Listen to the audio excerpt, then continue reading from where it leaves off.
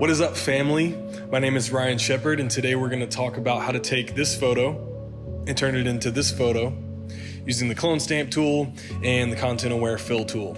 So let's jump in. As you can see, there's a couple of problems. One being that there is fishing line in the photo that I used to hold the knife up. There's some right here, some right there. Got to get rid of that. And the other problem being that the knife is crooked, so I want to take that and straighten it up. Let's just look at my layers real quick. So I've got the original photo right here. I'm going to go ahead and you should always do this. I'm going to go ahead and hit Command J and create a copy of that. I'm going to rename that to original.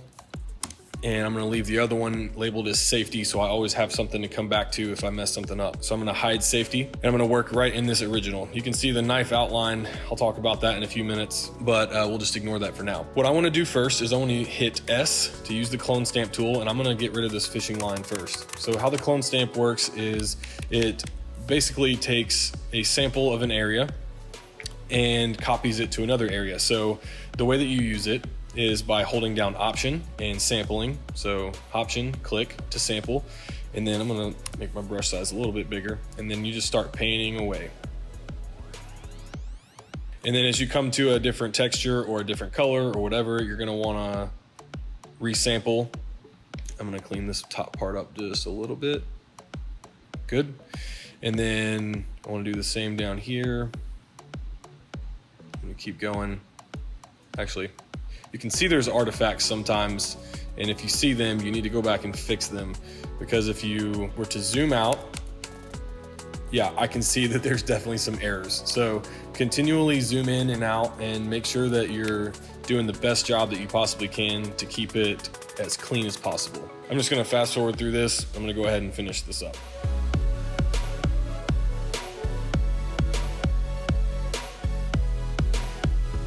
I've got most of the fishing line removed. I'm just gonna go ahead and take care of this part.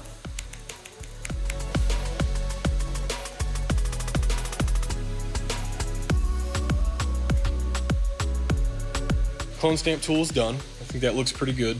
The next thing we need to do is remove the knife from the photo. And I'm gonna explain why, but stay with me here. So what we're gonna do is we're gonna use the pen tool to outline the knife, and then we're gonna copy that to a different layer. We're gonna save that knife layer for later. And we're gonna go back to our original layer, and we're gonna remove the knife from the photo, and that's gonna give us a nice clean background to work with. Because if I was to highlight the knife and move it, there would be dead pixels behind it, because the camera and the computer have no idea what's behind the knife. They capture a flat image. They don't capture the background and the foreground separately. This sounds obvious, but a lot of people don't understand that. And so if we come down here, I'm just gonna go ahead and duplicate this layer one more time just to be safe. I've got this knife outline layer right here, and all that was a custom shape that I created earlier with the pen tool, just so you didn't have to sit here and watch me trace around this knife. So I'm gonna go ahead and unhide that. As you can see that, I'm gonna hit P for pen tool. If I right click on this path, hit make selection. Those settings should be fine. If you want, you can use mine. Hit OK. And that created a selection. So I'm gonna go ahead and hide the knife outline layer. You can see that I've got a perfect selection around my knife. And I'm going to, with my original copy layer selected, I'm gonna hit Command J again, and that's gonna copy whatever is in that selection to a new layer. I'm gonna go ahead and hide that. Save it for later. I'm just gonna call it knife. Simple, elegant, I love it. Now what I need to do is go back to my original copy. I'm gonna use the ContentAware Fill and the lasso tool to get rid of the knife. I'm gonna hit L to bring up my lasso tool, and I'm gonna just start tracing around the knife because I'm gonna remove it. So what I wanna keep in mind as I'm doing this is I wanna stay as close to the knife as possible, because if I was to make a massive selection and not really care and not be careful with it, I would end up highlighting a lot of area that the computer would have to guess and fill in. And we wanna keep that amount to a minimum. The computer, when it guesses, a lot of times it gets it wrong, so let's give it less to guess on.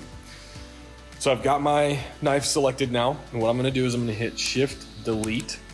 That's gonna bring up your fill box. By default, you're probably gonna see either color, background color, or foreground color.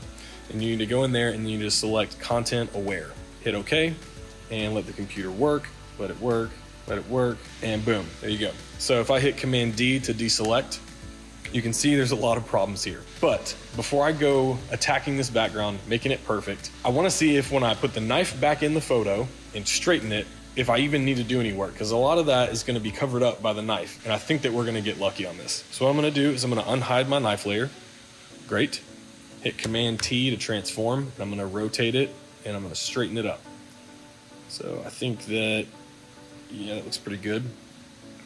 And then I'm gonna reposition it, drag it right back where it's supposed to go, kind of trying to match that up. Zoom out. How's it look? It looks pretty good. I'm just gonna fix it just a little bit. It's bugging me. Boom, there we go. All right. So the next thing I need to do is to zoom into this joint right here where the knife touches my finger. Obviously that's a problem. So if I hit S to bring up the clone stamp again with a smaller brush and my original copy layer selected, I am going to sample somewhere around here, and I'm just gonna start painting this away. Great, and that doesn't have to be 100% perfect. Again, when you zoom out, you're not gonna be able to see any of these.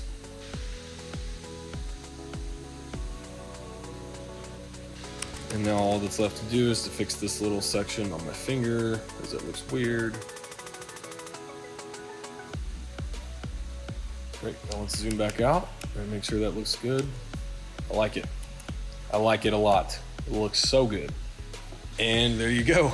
I think that's it. It looks good to me. I can't see any artifacts from all of our clone stamp editing.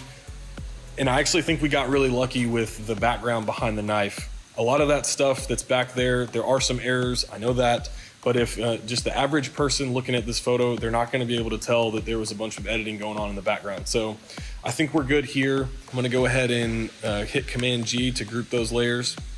And I'm gonna show you before and after.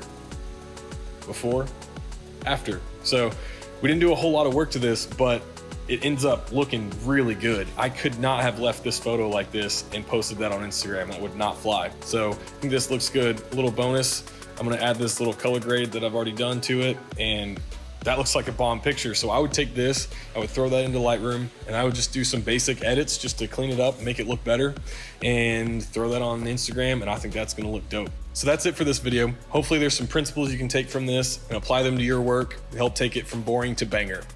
If you dig this video, if you got any value out of it at all, drop a like, leave a comment if you've got any questions, and subscribe, join the family. Love to have you and love to see you around. Until next time, I'm Ryan Shepard.